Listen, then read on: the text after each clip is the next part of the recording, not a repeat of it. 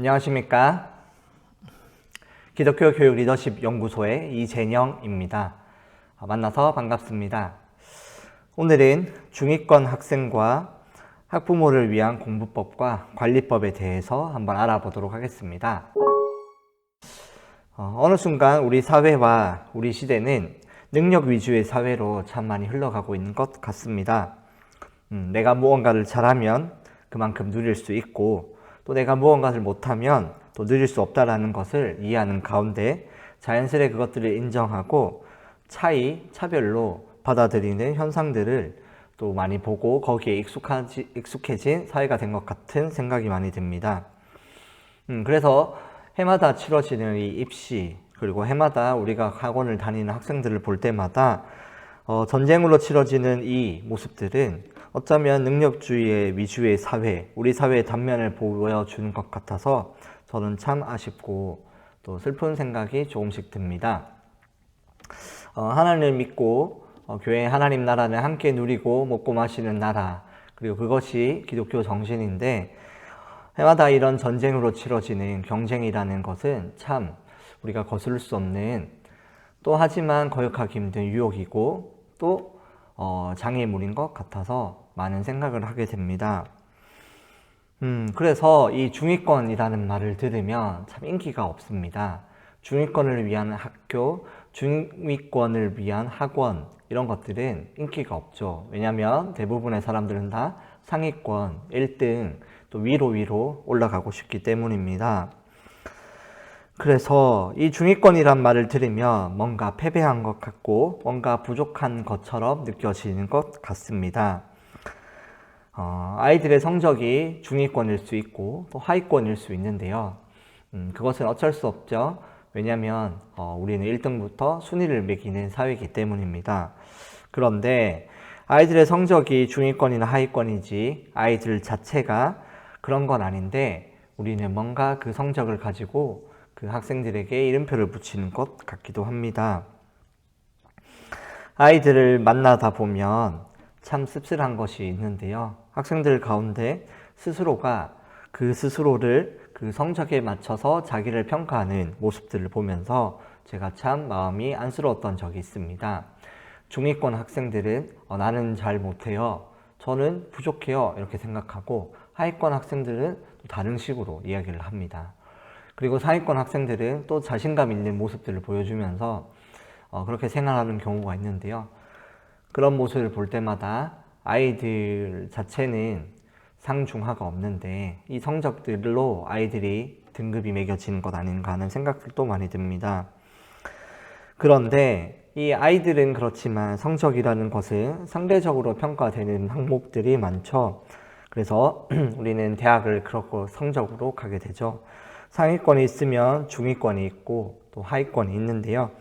오늘은 아까 앞서 언급한 것처럼 중위권에 있는 학생들의 목소리를 들어보고 그 학부모님들을 위한 공부법에 대해서 좀 이야기를 나눠보려고 합니다. 꼭 참고해 주시길 바랍니다. 먼저 그 전에 우리가 한 가지 알아야 될 사실이 있는데요. 학교 수업은 어떻게 진행되냐면 보통 중위권 정도의 또 높으면 중상 정도를 맞춰서 진도를 빼고 또 수업을 진행합니다. 그리고 때로는 중하위권을 위한 수업도 진행할 때가 있는데요. 그런데 대부분은 중위권 위주의 학교는 수업을 진행됩니다. 나눔별, 수준별 수업이 있지 않은 이상은 대부분 중위권을 위해서 수업을 하는데요. 그런데 이에 비해 학원은 어떠냐면, 학원은 대부분 상위권을 목표로 수업이 진행된다는 사실을 우리가 먼저 알아야 합니다. 이것이 무슨 말이냐면, 상위권을 목표로 하는 학원, 상위권 위주로 돌아가는 학원은 성적이 뛰어난 상위권인 학생들 위주로 수업이 진행된다는 사실입니다. 이것은 어쩔 수 없는 시장 원리인데요. 왜냐하면 어쩔 수 없이 학원 평가가 소위 말하는 입시 결과로 입소문이 나고 결정되기 때문입니다. 그래서 누가 우수한 대학으로 몇 명이나 갔다, 이것이 학원 등급이 되고 또 그것이 학원 소문으로 되고 또 그것이 해마다 학생 수를 결정하는 데 중요한 요인이기 때문이죠. 그래서 이런 이런 학원들은 가격도 만만치 않습니다. 그런데 대부분 우리 학부모님들을 만나보면 대부분 이런 상위권이 다니는 상위권 위주의 수업으로 학생들을 많이 보내려고 합니다. 상위권 학생이면 괜찮은데 문제는 상위권이 아닌 학생들의 경우에 문제가 좀 생깁니다. 학원을 상담을 다녀오면 그래서 항상 많이 부모님과 학생들이 다투는데요. 학생은 이 학원을 다니며 학습량도 많고 또 빡시고 늦게까지 수업하며 그리고 나는 상위권이 아닌데 라고 하는 비교의식 때문에 부담스러워서 이 학원을 못 가겠다라고 이야기를 하는데 부모님은 가야 된다. 너도 상위권으로 가야 된다. 왜 해보지도 않고 그러냐. 보내준다 해도 왜 날뛰냐 하면서 널 위해서 하는 거다 라고 하는 기대감이 가득 차 있습니다. 그래서 학생들과 학원의 이 인식이 많이 다른데요. 이것 때문에 관계가 소원해질 수 있죠. 그래서 결국 학생이 학원을 다니게 되는 경우가 대부분이죠. 그런데 이럴 때는 어떻게 되냐면 부모님은 기대감이 점점 커집니다. 그런데 학생은 불안감이 커집니다. 그러고 나서 시험을 치고 성적이 나오면 성적날에 난리가 납니다. 왜 그런 학원을 다니는데 넌 이 모양이냐? 공부를 안 했느냐? 이렇게 되고 학생 스스로는 자책감이 커지고 어쩌면 반항을 하거나 아니면 또 도망가고 싶고 회피하고 싶고 포기하고 싶은 마음이 가득 들 수 있죠. 이런 과정들이 계속 반복되다 보면 부모님들은 또 속이 상하고요. 저에게 찾아온 대부분의 가정들에 일어나는 레파토리입니다. 학생들과 부모님이 이런 식으로 계속 다투면서 또 그 관계가 악순환이 되면서 저를 많이 만나러 왔었는데요. 이런 갈등이 있으면 참 힘들죠. 부모님은 자녀 눈치를 보게 되고 자녀는 또 부모님의 그런 눈치를 보게 되는 이런 상황들입니다. 문제 상황은 있는데 무엇이 문제인지 우리는 잘 알지 못합니다. 뭐가 문제일까요? 왜 이런 걸까요? 아이들은 대부분 부모님 탓을 합니다. 그리고 부모님은 어떻게 하냐면 자녀 탓을 합니다. 서로에게 상처가 되고 문제 상황들이 생깁니다. 우리나라 질풍노도의 시기에 대표적 현상들인데요.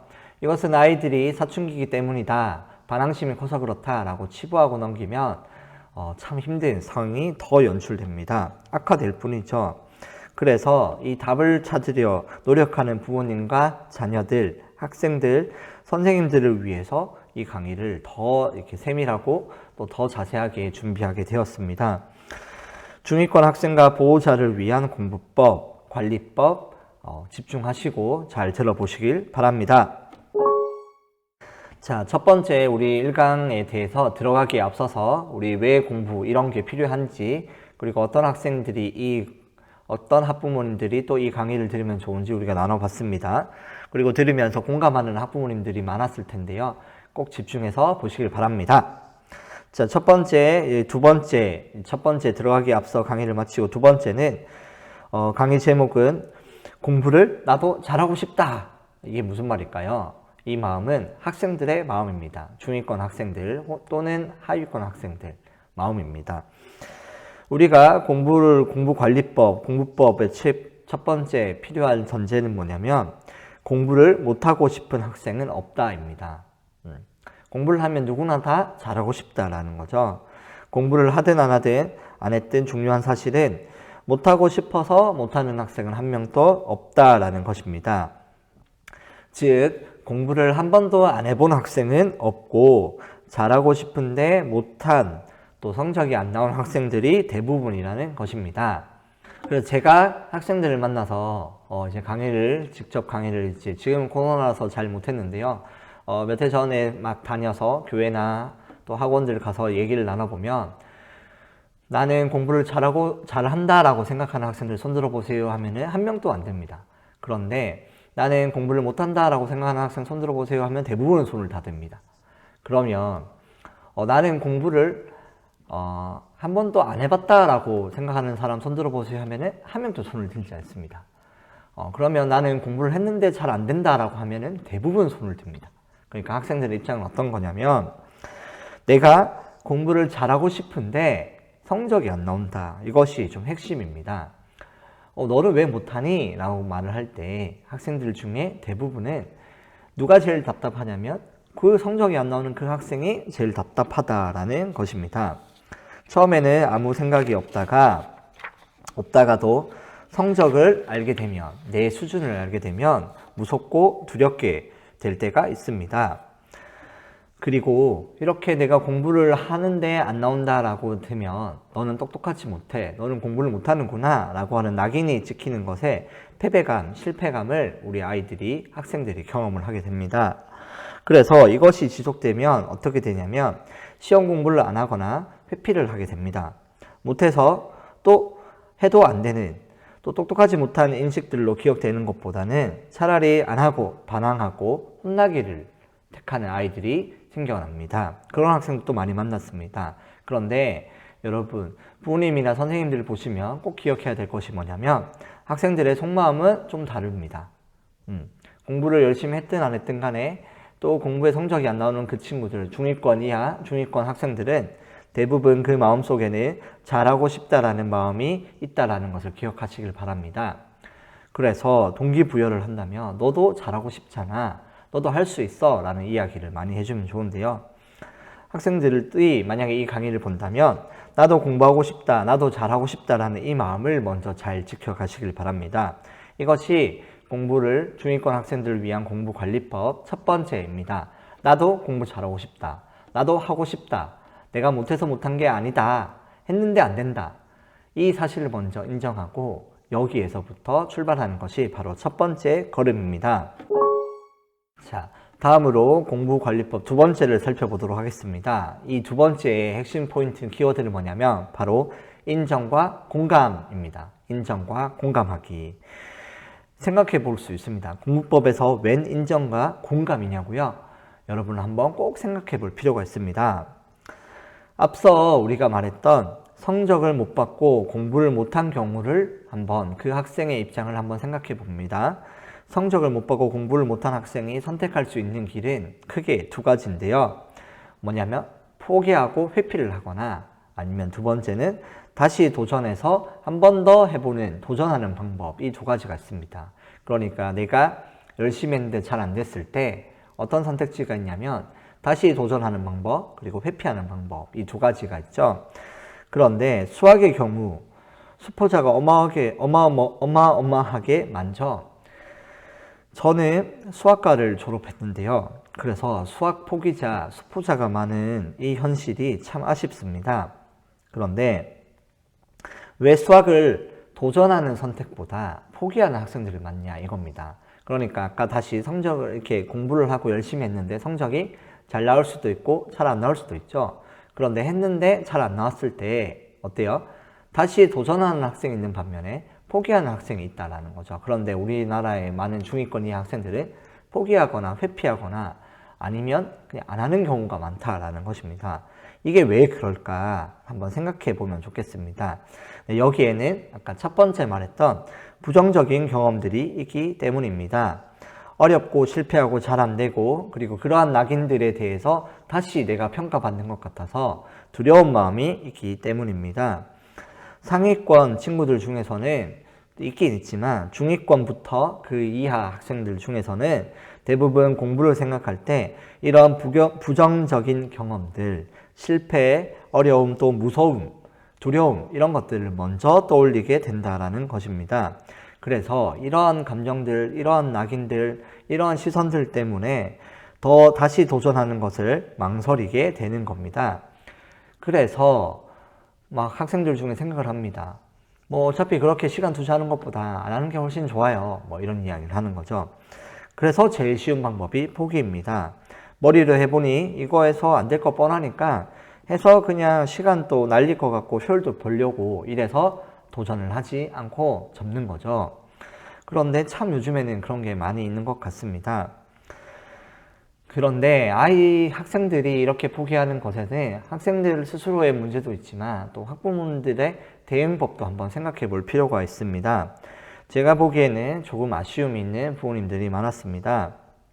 마음 아픈 사례 중에 어떤 사례가 있었냐면, 제가 만났던 학생인데요. 학생이 공부도 매우 열심히 하고 잘 하는데 성적이 조금 모자라게 나옵니다. 그런데 이 학생이 어떻게 생각하냐면 스스로 자기는 잘 못한다고 생각하고 늘 학생 스스로가 자기를 채찍질하는 그 모습이 좀 마음이 아팠습니다. 너무 못한다 생각해서 힘들어 하는 겁니다. 그래서 자기는 늘 게을러서 그렇다, 자기는 늘 못한다라고 하는데, 제가 보기에는, 객관적으로 보기에는 누구보다 열심히 하고 성실한 학생이었던 것 같았습니다.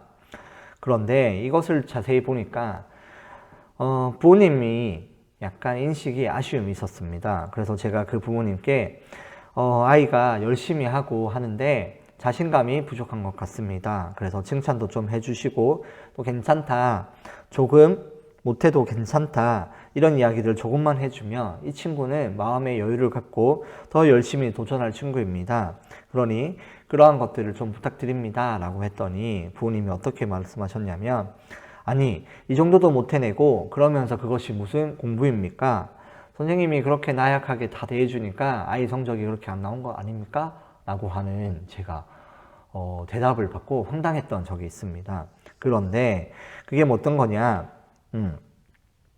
학생들 중에 필요한 것이 뭐예요? 바로 인정과 공감입니다. 아, 너가 지금 힘들구나. 어떻게 내가 도와주면 될까? 우리 어떻게 한번 해볼까? 어떻게 이것을 다시 한번 도전해볼까? 이렇게 인정하고 공감하고 그 이후에 행동 피드백이 나와야 되는데, 인정과 공감 없이 학생의 자질 탓이다, 학생이 열심히 안 한 탓이다, 이런 인식들이 미리 그 기저에 깔렸기 때문에 이것이 참 부모님들이 행동하는 그 가장 대표적인 패턴 중에 하나인데요. 이러한 인식들이 좀 아쉽다라는 이야기입니다. 그래서 중요한 것이 뭐냐면 인정과 공감입니다. 성적에 집중하기보다는 우리 아이, 우리 자녀, 우리 학생들의 마음에 집중해야 합니다. 비교하지 말고 실패하고 낙담하고 포기하게 되는 그 감정을 공감해 줄 수 있어야 합니다. 너가 못했구나, 이 얘기가 아니라 너가 못해서 마음이 참 속상하겠구나 라고 하는 과정에 대한, 너가 열심히 했지만 성적이 나오지 않다라는 그런 감정에 대해서 공감해 줄 수 있다면 우리 친구들은 다시 열심히 할 수 있는 훌륭한 친구들이 참 많이 있습니다. 너 많이 답답하겠구나, 너 많이 힘들었겠구나, 너 정말 수고 많았어, 실패해도 괜찮아 라고 하는, 너가 열심히 했다면 그걸로 좋아 라고 하는 인정과 공감, 노력에 대해서 인정과 공감을 해준다면 이 아이들은 더 좋아질 것입니다. 결과에 대해서 인정과 공감을 하시는 부모님들이 참 많이 있습니다. 뭐 1등을 해야, 뭐 성적이 좀 잘 나와야, 100점을 받아야 뭐 인정해주고 공감해주지, 못하는데 무슨 공감입니까? 라고 이야기할 수 있는데요. 여기서 제가 말하는 건 성적, 결과에 대한 공감이 절대 아닙니다. 그렇게 결과에 대해서 공감을 하고 한다면 우리 친구들은 크면서도 이렇게 완벽주의자, 또 그런 것에 강박감을 가지면서 클 가능성이 있습니다. 과정에 대해서 칭찬을 한다면 결과는 따라오게 있는데요. 열심히 노력한 거에 있어서 과정에 대한 인정과 공감은 꼭 중요합니다. 이러한 공감과 인정을 하면 어떻게 되냐면, 대부분의 사람들은 감정에 대한 인정과 공감을 하면 자연스럽게 행동 피드백이라는 전문 용어인데요, 행동으로 내가 어떻게 해야 되겠다라는 다짐을 하게 됩니다. 이것은 너무나 자연스러운 상담 기법이고 코칭 기법인데요, 공감과 인정 이후에 따라 나오는 행동 피드백, 그래서 이것이 자연스럽게 행하게 되는 건데, 공부도 마찬가지라는 것입니다. 우리 친구들이 그러한 것에 실패해도 또 힘들고 어려운 그런 감정에, 공부를 못한다는 그 부정적인 경험에 너가 그래서 많이 힘들었겠구나 라는 그 공감과 인정이 된다면 우리 친구들은, 학생들은 포기하기보다 다시 도전하는 것을 택하게 될 것이라는 것입니다.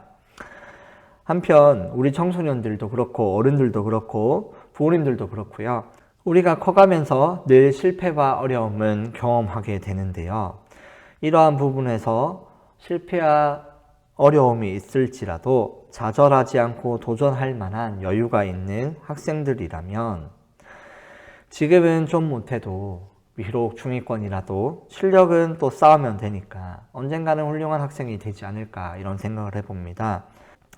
이 어려운 일들에, 또 공부를 했는데 좌절했던 이 경험들에 있어서 실패에 두려워하지 않고 다시 도전하는 것에 긍정적이고 즐거웠던 기억들이 많다면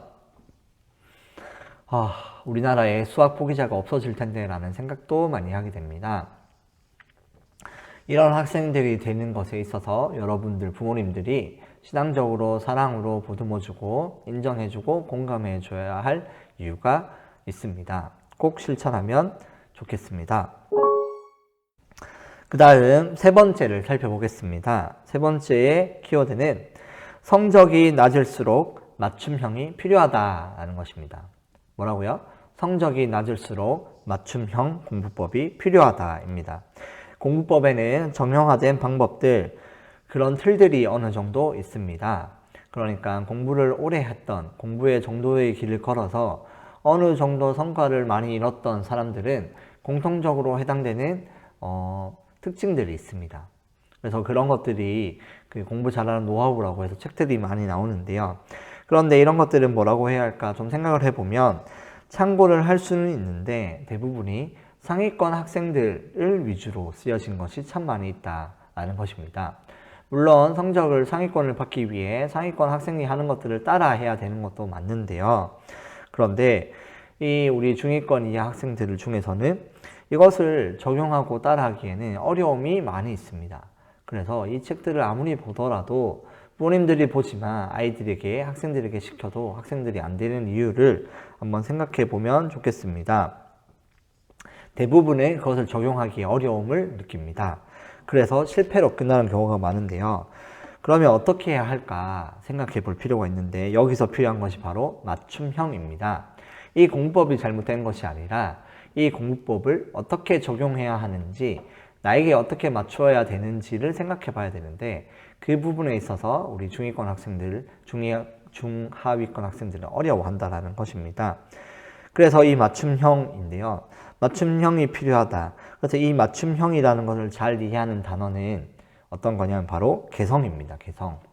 그래서 성적이 낮을수록 맞춤형이 필요하다 이 말은 성적이 낮을수록 개성을 존중해주는 공부법을 만들어가는 게 중요하다 이렇게 이해하면 되겠습니다. 그것이 매우 필요합니다. 그래서 이 공부를 할 때 각자의 개성이 필요합니다. 그래서 훌륭한 사람들, 훌륭한 어른들, 그리고 대학 입시에 우수한 성적을 거둔 학생들의 책들을 보면 그 공부법에는 저마다의 개성이 있습니다. 개성. 다 비슷하게 보이지만 그 안에 차이가 있다는 것입니다. 그것이 공부법 중에 매우 중요합니다. 공부를 어디서 하고 싶은지, 도서관인지 학교인지 학원인지 독서실인지 아니면 스터디 카페이든지 등등 이런 것들도 개성의 부분이라고 생각하면 되고요. 또 학원을 다니고 싶은지 아니면 뭐 학원 중에서도 대형 학원이 좋은지 종합 학원이 좋은지 아니면 과목별로 하는 게 좋은지 아니면 인터넷 강의가 좋은지 이런 것들도 한번 자기들의 개성으로 생각해 볼 필요가 있습니다. 공부하는 과목들의 순서들 이런 것들도 다 개성인데요. 스스로가 생각해보고 정해야 될 것들 이것들이 전부 다 어떻게 돼야 되냐면 맞춤형으로 짜져야 된다는 것입니다. 그럼 공부법은 뭐냐? 이 수학을 익히는 거에 있어서 뭐 과학을 익히고 국어를 익히는 거에 있어서는 공부법에는 다 정해져 있는데 그것을 실행하는 장소, 그 다음에 순서, 시간 등등 이런 것들은 다 저마다의 개성과 루틴이 있다라는 것입니다. 그래서 이것을 우리 학부모님들이 꼭 기억해야 됩니다. 그래서 뭐, 야, 카페에서 무슨 공부냐? 이런 얘기보다는, 그래, 카페에서 한번 해볼까? 그러고 또 뭐, 영어, 이어폰을 끼고 공부를 하는 학생들 있죠? 그래서, 야, 이어폰을 끼고 무슨 공부냐? 이렇게 할 수 있는데, 그러지 않고, 그래, 한번 해봐봐. 라고 하는 열린 자세가 필요하다는 것입니다. 이것이 뭐냐면, 개성을 존중하는 것인데, 이것이 바로 맞춤형 공부법이라고 생각하면 되겠습니다. 예를 들어서 이게 참 우리나라에서 어려운 현실인데요. 한 가지 더 이해를 돕기 위해 예를 들어 보겠습니다. 예를 들어 공부를 할 때 오로지 밖에서 즉 학교, 학원, 독서실 등등 집 밖에서만 하는 학생이 있다고 해봅시다. 그러면 이 학생은 집에 오면 늘 쉬겠죠. 그런데 쉬는 방법이 뭐 게임을 하거나 TV를 보거나 이런 방법이 있는데 여기서 부모님들은 대부분 어떻게 생각을 하냐면 그래 뭐 열심히 했으니까 수고하니까 좀 많이 쉬어 뭐 공부를 천천히 좀 더 해봐 라고 보다는 대부분은 TV를 보다니 차라리 그게 무슨 쉬는 거냐 쉴 거면 잠을 자야지 야, 너 그렇게 하면 내일 또 공부 못할 건데? 라고 하는 부모님들이 참 많이 있다라는 것입니다. 그래서 뭐 잠을 자거나, 그러니까 쉬는 방법에 대해서 개성이 없어지는 거죠. 학생들 입장에서는. 그러니까 내가 정말 열심히 하고 안에 밖에서 열심히 왔는데 집에 와서 TV를 보거나 또 집에 와서 만화책을 보거나 웹툰을 보면 뭐 눈 나빠진다, 그거는 집중력이 떨어진다, 그러면 안 된다, 그건 쉬는 게 아니다 라고 단정 짓는 그 부모님의 모습을 보면 다 자기 개성이 사라지게 되는 거죠. 이런 것을 존중하는 것이 바로 개성을 존중하고 맞춤형이라고 볼 수 있는데요. 학부모님들이 이런 얘기를 참 많이 합니다. 그래서 막 밖에서 공부하고 나서 집에서는 쉬는 게 아니라 집에서 더 열심히 해야죠.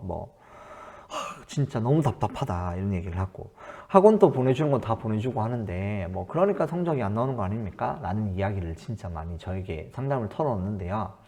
그래서 왜 우리 아이들은 밖에서 하는데 그것도 믿을 수가 없다 이런 얘기도 하고 하는데, 이런 것들은 이제 개성을 무시하는 거죠. 그래서 제가 이런 얘기를 들을 때마다 학생에게 그러니까 부모님에게 물어봅니다. 어떤 질문을 하냐면, 그래서 그렇게 있는 학생인데 집에서는 공부를 안 하는데 그러면 그 이유를 한번 물어보셨어요? 왜 그런데요? 왜 학생이 그런지 혹시 물어보셨나요? 물어보면 대부분 부모님들은 안 물어봤어요. 잘 모르겠는데요. 이런 이야기를 많이 합니다.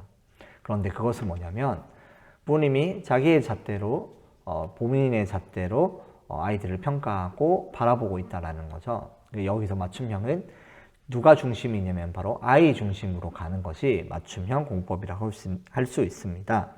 이 맞춤형, 이 개성은 한번 해줬다고 끝이 나는 것이 아닙니다. 한번 한다고 해서 바꿔지지 않고 인내의 과정이 꽤 필요한 것입니다. 이런 부분에서 또 여러 가지 부분에서 자율성을 보장하고 받아들여줘야 하는 부분이 있습니다. 그래서 여기서 학부모님들의 역할은 해야 한다라고 하는 채찍하는 사람이 아니라 스스로 약속한 시간과 습관을 정하고 그것을 지킬 수 있도록 돕는 역할로서 부모님들이 있어준다면 우리 아이들은 열심히 공부하고 잘 자라날 수 있습니다. 이 꾸준히 밀어주는 이 역할이 바로 부모님과 선생님의 역할인데요. 그래서 이렇게 밀어주고 책임을 지게 하는 이 역할 속에서는 당연히 훈육도 필요합니다.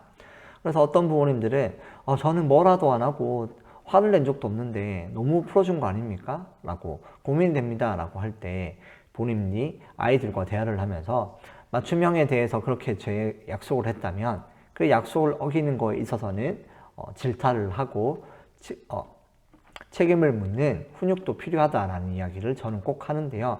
그것을 통해서 그 학생이 자기의 지킨 그 루틴대로 공부법에 개성이 생긴다면 그것을 얼마든지 괜찮다라는 이야기를 저도 많이 하고 있습니다.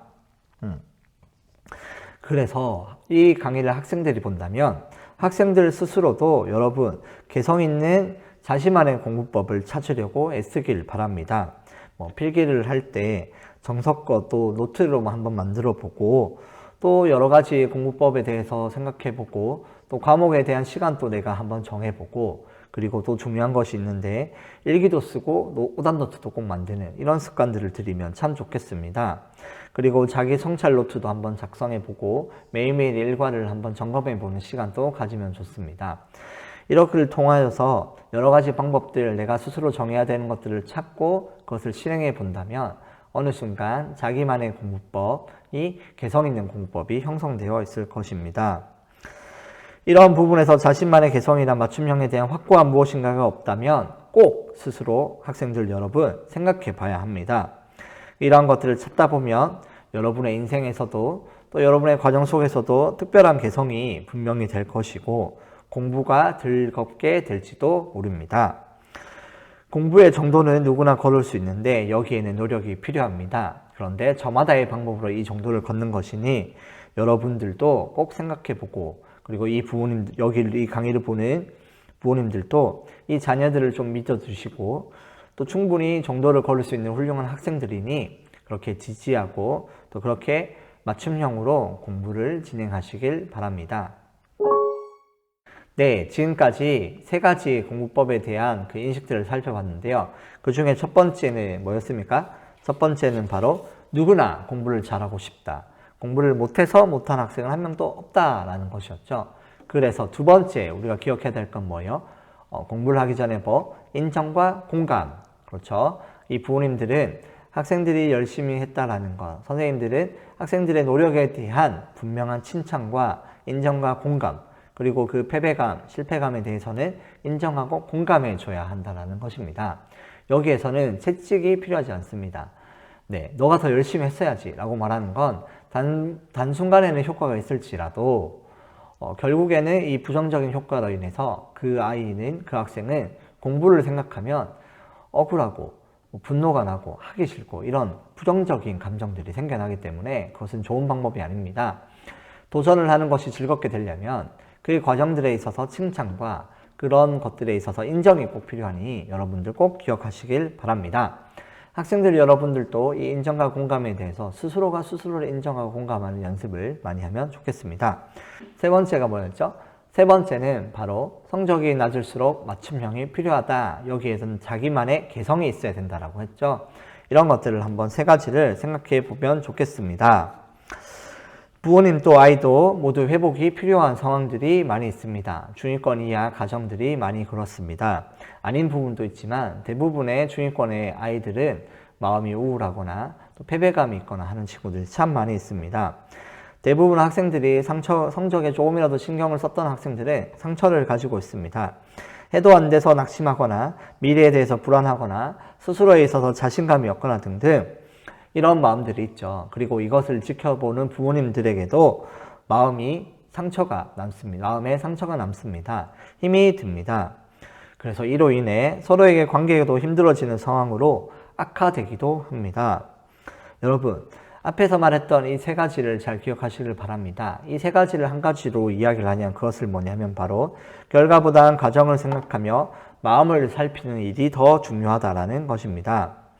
입시와 또 성적을 생각하게 되면 부모님들은 학생의 마음 상태보다 그 결과에 집중하게 될 때가 있고 또 학생들도 자기의 마음과 부모님 등의 관계 등등을 생각하기보다 입시와 결과를 생각할 때가 많습니다. 그러면 이 감정과 이 부정적인 것들을 그대로 둔 채 그냥 결과에 다 매몰시켜 버리는 거죠. 그러면 문제가 생깁니다. 하지만 이 결과라는 것을 도출해내려면 저는 늘 앞선 강의에서도 이야기를 했는데 결과라는 것은 과정에 따라 도출되는 것이다 라는 이야기를 많이 했는데요.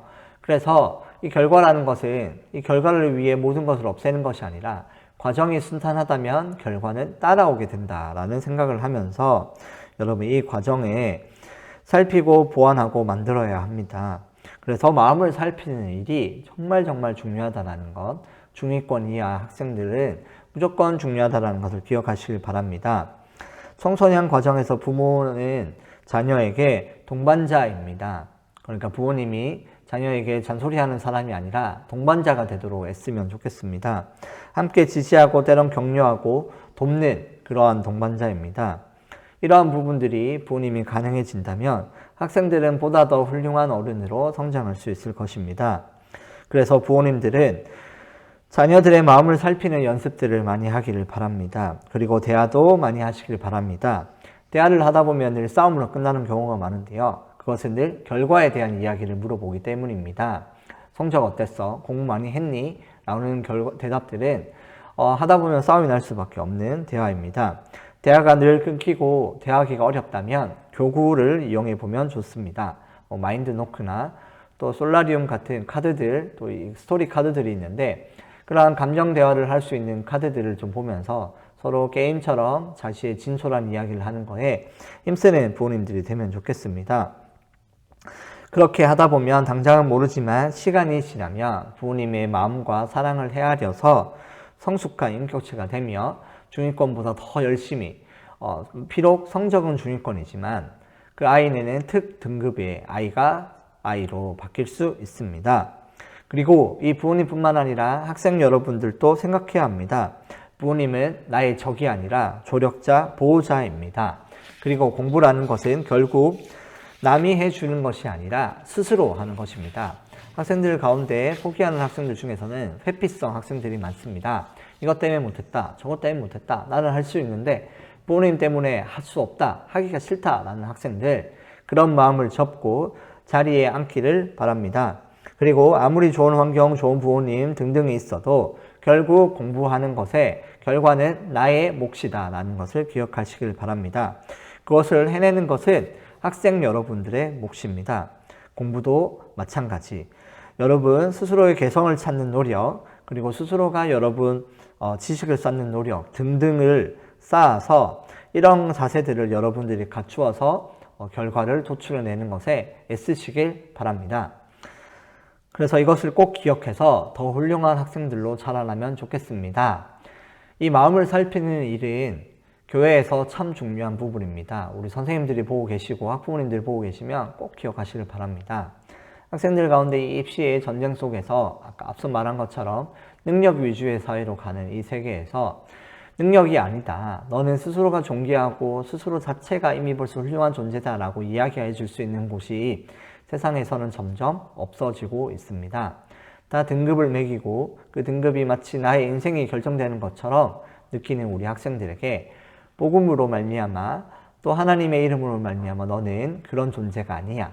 너는 다시 하면 하나님께서 너와 함께 하실 거야 라고 하는 격려와 또 너가 참 힘들었겠구나 라고 하는 인정과 공감들을 많이 해준다면 우리 학생들은 신앙적으로 또 자기 인생에 더 진지하게 임하며 성찰하는 귀한 학생들이 될 것입니다. 위기를 통해서 어쩌면 우리는 문제를 발견하게 될지 모릅니다. 그리고 더 단단해질 수도 있습니다. 그래서 이 위기는 이 문제를 보고 또 해결하는 과정에 있어서 기회가 되기도 합니다. 중위권이라는 것은 어떻게 보면 현상인데요. 이 부분에서 우리가 살펴봐야 될 문제는 무엇인가, 또 우리 가정 속에서 위기는 무엇인가 라는 것을 보면서 해결해가며 또 행복해지는 가정이 되길, 또 우리 학생들 되길, 부모님이 되기를 소망합니다. 그리고 꼭 노력해서 목표를 이루며 또 내가 더 도전하며 내가 도전하는 것에 즐기며 또 공부를 하는 것에 소홀히 하지 않고 열심히 하는 우리 학생 여러분 되시길 바랍니다.